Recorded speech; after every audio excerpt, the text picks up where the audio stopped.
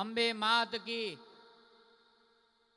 થરાદ વિસ્તારના સ્નેહ મિલન કાર્યક્રમની અંદર ઉપસ્થિત જેમની જોડે ખૂબ બધું શીખવાનું છે, જેમને મેનેજમેન્ટ ગુરુ પણ કયા છે, કાર્યકર્તાઓનું ઘડતર કેવી રીતે થાય જેમની જોડે શીખવાનું છે, એવા વિધાનસભાના અધ્યક્ષ શ્રી માન્ય શંકરભાઈ ચૌધરી સાહેબના સ્નેહ મિલન કાર્યક્રમની અંદર ઉપસ્થિત માન્ય શંકરભાઈ સાહેબ, માન્ય આપણા જિલ્લાના પ્રમુખ શ્રી કીર્તિસિંહજી, આપણા નવનિયુક્ત હમણાં જ આપણે જેમને સાંભળ્યા એવા સ્વરૂપજી, પરબત કાકા, લવિંગજી, સર્વે મંચસ્થ આ બધાને આપણે લગભગ ઓળખીએ છીએ સાહેબ, એટલે સર્વે મંચસ્થ મહાનુભાવ, હા, બધાને આપણે ઓળખીએ છીએ.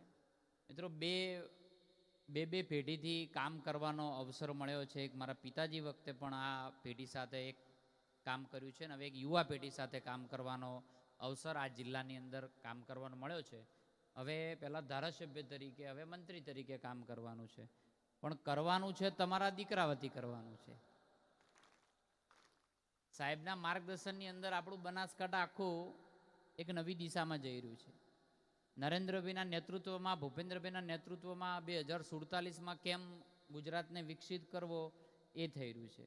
આખું ઉત્તર ગુજરાત એમાં કેવા પ્લાન હોવા જોઈએ, કેવું ગુજરાત હોવું જોઈએ, એની ચિંતા પણ આપણા સાહેબ કરી રહ્યા છે. પણ એમાં આપણો રોલ શું હોય? હમણાં મને ઘણા સાહેબ એવું કહેતા હતા કે આ અહીં સ્ટેજ ઉપરથી કહેતા હતા કે ભાઈ હમણાં આપણી કુદરત કે રૂઠી ગઈ.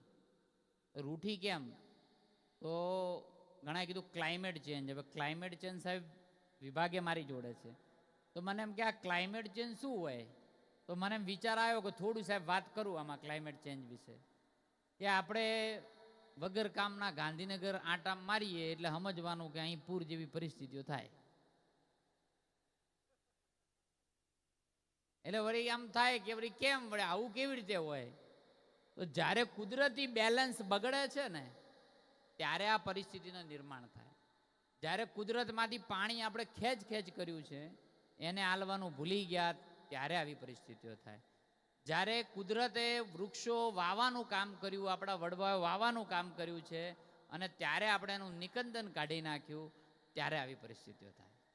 અને એ કામ પછી બનાસ ડેરી સાહેબ બધું ઉપાડે, પાણીનું કામ ઉપાડે, ત્યારે આપણે એમ જાગૃત થઈએ કે સાલું આ તો આપણે હવે ઘણું મોડું થઈ ગયું છે.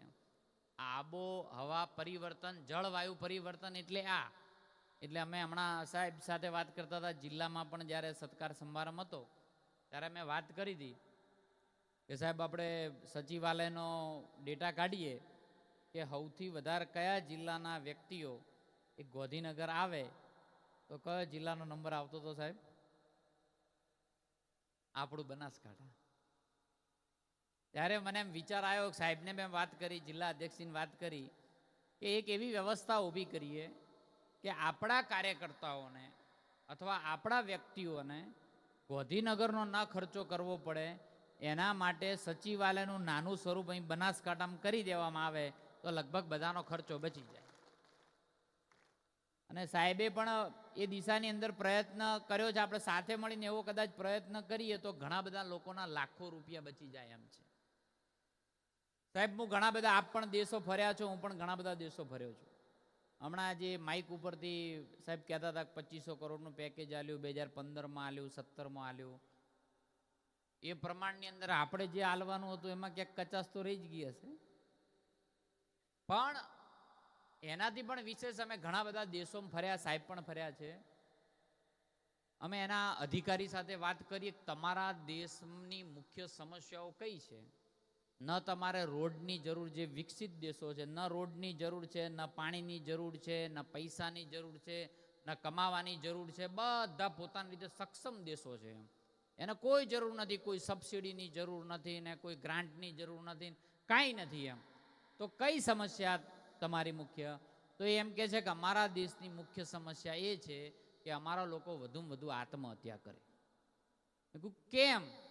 તો એ કહે છે કે અમારી જોડે બધું છે પણ અમારી જોડે ભગવાન નથી. અમારી જોડે બધું જ છે, આધ્યાત્મિકતા નથી. અમારી જોડે બધું જ છે પણ સંસ્કૃતિ નથી. અમારી જોડે બધું જ છે પણ કોઈના ખભે માથું દઈને રડવું હોય ને તો એ ખભો નથી. ત્યારે મને એમ થયું કે આપણે નસીબદાર લોકો છીએ કે આપણે ભારત દેશમાં જન્મ લીધો છે.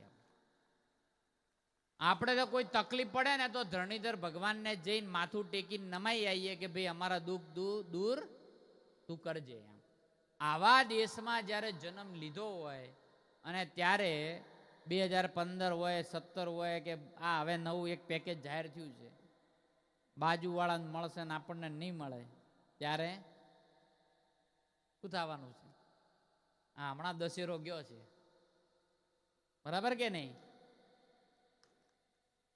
દર વર્ષે રાવણ બાળીએ છીએ, પણ આ મનનો રાવણ આપણે બધા બાળવો પડશે તો નવું બનાસકાંઠાનો સૂર્યોદય થશે. આપણે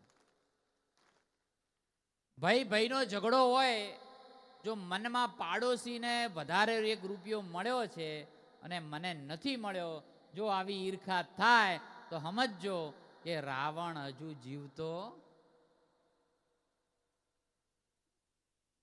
જો ભાઈએ જો ઈર્ખા થાય, પતિ પત્નીની થાય અથવા પાડોશીની થાય, કુટુંબીજનની થાય કે નેતાની કોઈની થાય, તો જરાય મનમાં જો ખોટો ભાવ આવે તો સમજજો કે રાવણ હજુ બાળવો છે. બધાએ બાળવો છે. તો આમાં બીજું કોઈ કરવાનું નથી. આપણા શાસ્ત્રોમાં કહેલું છે કે ધર્મ કી અધર્મ કા પ્રાણીઓ મેં વિશ્વ કા, આટલું જ કરવાનું હોય. જે થાય બધું સારું થાય, બરાબર કે નહીં?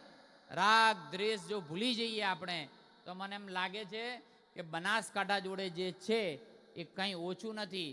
બનાસકાંઠા જોડે સાહેબ જંગલ છે, બનાસકાંઠા જોડે પર્વતો છે, બનાસકાંઠા જોડે નદીઓ છે, બનાસકાંઠા જોડે રણ છે, બનાસકાંઠા જોડે સાંસ્કૃતિક વારસો છે. આ બધા જિલ્લાઓમાં શક્ય છે જે આપણી જોડે છે, કોઈ જોડે છે નહીં. એક ખાલી આપણી એકબીજા પ્રત્યેની રાગ દ્વેષ જો કંઈ હોય એ જો નીકળી જાય તો આના જેવો પણ જિલ્લો કંઈ છે. જે બાકી બે મંત્રી અધ્યક્ષશ્રી હમણાં મીડિયામાં ચાલતું હતું કે બનાસકાંઠાને આટલું વધારે કેમ? તમે કીધું બનાસકાંઠા ઉપર મોદી સાહેબને, ભૂપેન્દ્રભાઈ સાહેબને પ્રેમ છે એટલે છે. તો મને એક મીડિયા વાળે પૂછ્યું કે તો તમે શું આપ્યું? મેં કીધું હવે અમારો આપવાનો સમય થયો છે, બધા હાલશે. આ બરાબર છે ને? હાલવું છે ને? હાલવું છે કે નહીં? તો ખખડીને થોડા બોલો. હાલવું છે ને? આપણા મનના અંદરની કોઈ ભાવ, આપણા સંસ્કૃતમાં શ્લોક છે ને કે શત્રુ બુદ્ધિ વિનાશાય દીપ જ્યોતિ નમોસ્તુતે.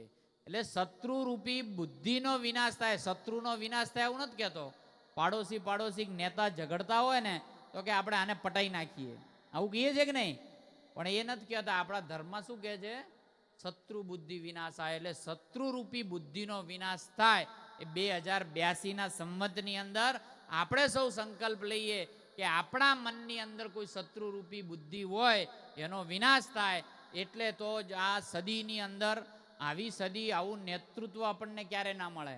આ બાજુ નરેન્દ્રભાઈ, આ બાજુ ભૂપેન્દ્રભાઈ ને અહીંયા શંકરભાઈ સાહેબ જેવું નેતૃત્વ ક્યારે કોઈ એક જગ્યા શક્ય છે નથી.